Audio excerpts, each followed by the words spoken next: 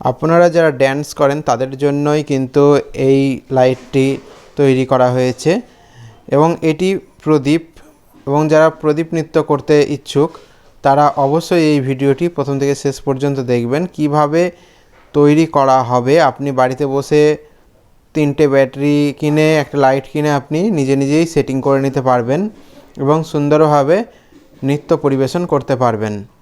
সে আপনার দল হিসাবে হোক বা একা একা হোক, আপনি নৃত্য পরিবেশন করবেন বা আপনারা নৃত্য পরিবেশন করবেন। তো ভিডিওটি প্রথম থেকে শেষ পর্যন্ত দেখুন। নমস্কার, টেকনিশিয়ান পিসি চ্যানেল আপনাদের স্বাগত জানাই। আমি প্রদীপ। আজ আপনারা দেখছেন একটি প্রদীপ তৈরি করা, কিভাবে প্রদীপটি তৈরি করা হচ্ছে সেইটুকুই আপনাদেরকে পুরোপুরি দেখাচ্ছি। তো দেখুন, একটি আপনাদেরকে যে কাপড়ের পলিথিনগুলো হয়, জামার কাপড় বা ছিট কিনতে গেলে যে একটু শক্ত টাইপের পলিথিনগুলো হয়, সেই পলিথিন এখানে আমি নিয়েছি এবং কাঁচি দিয়ে কেটে নিয়েছি। কেটে নেওয়ার পরে দেখুন ব্যাটারির সঙ্গে সেট করছি। প্রথমে ব্যাটারির মাপে কেটে নিতে হবে, 3টে ব্যাটারি মাপে কেটে নিয়ে তারপরে এইভাবে পেঁচিয়ে নিতে হবে। বন্ধুরা, যারা আমার এই চ্যানেলটি এখনও সাবস্ক্রাইব করেননি তারা সাবস্ক্রাইব করবেন, পাশে বেল আইকনটি দাবাতে ভুলবেন না সবারই আগে আমার লেটেস্ট ভিডিও দেখার জন্য। যদি ভিডিওটি ভালো লেগে থাকে তাহলে লাইক দেবেন এবং বন্ধুদের মধ্যে শেয়ার করবেন। তো এইভাবে দেখুন আপনাদেরকে তৈরি করে নিতে হবে, নিজেকেই তৈরি করে নিতে পারবেন। তারটি এইভাবে ছিলে এখানে সেট করে দিতে হবে। এই দিকটা হচ্ছে নেগেটিভ এবং পিছনের দিকটা পজিটিভ, এবং এই যে সেলোটিপটি এইভাবে পেঁচানো হচ্ছে, পেঁচানোর সময় কিন্তু টাইট করে আপনাকে পেঁচাতে হবে। প্রথমে এক পাক দিয়ে দিতে পারেন, কিন্তু তারপরে আপনাকে টাইট করে পেঁচাতে হবে। এই দিকটা দেখুন পজিটিভ, এই দিকটাতে লাল দেওয়া হচ্ছে। তারটিকে ছিলে নিয়ে একটু ভাঁজ করে যাতে একটু ম্যাক্সিমাম সারফেস এরিয়া পায় সেইটুকু আপনাকে হিসাব করে এখানে সেট করে নিতে হবে। এবং নেগেটিভের দিকটা সাবধান থাকতে হবে, পজিটিভের সঙ্গে যেন সেট না হয়ে যায়, অর্থাৎ বডি ব্যাটারির হিসাব করতে গেলে বডির সাইড দিকে না যায়।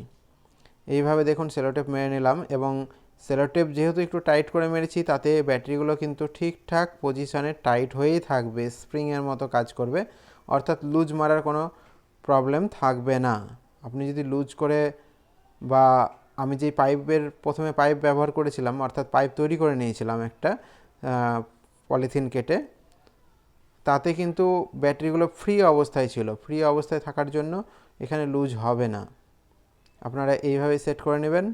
এবং এরপরে যেটা আপনাকে করতে হবে, দেখুন গ্লু ব্যবহার করছি আমি এখানে, গ্লু স্টিক। আমি এখানে গ্লু স্টিক তাঁতাল দিয়ে গলাচ্ছি। আমার কাছে কিন্তু গ্লু গান নেই, সেই জন্য তাঁতাল দিয়ে আমি গলাই।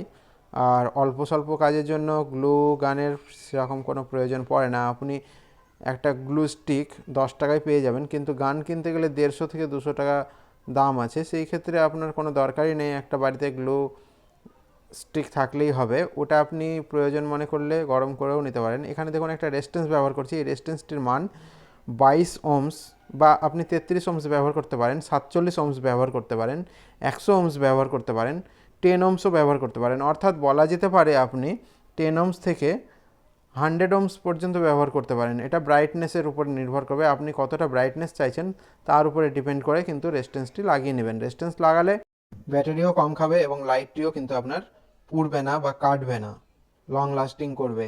সেই জন্য রেজিস্ট্যান্সটি এখানে দরকার।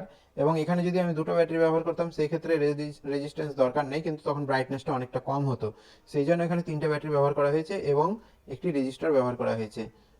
তো লাইট বন্ধুরা রেডি হয়ে গেছে। আপনারা এবার এটাকে নিজের মন মতো সাজিয়ে নেবেন। এইখানে যে তারটি লাগাচ্ছি দেখুন, এটি কিন্তু সুইচের মতো কাজ করাতে হবে, কারণ তারটি খুলে নিলেই অফ হয়ে যাবে এবং যখন জুড়ে দেবেন তখন অন হয়ে যাবে। ধন্যবাদ ভিডিওটি দেখার জন্য।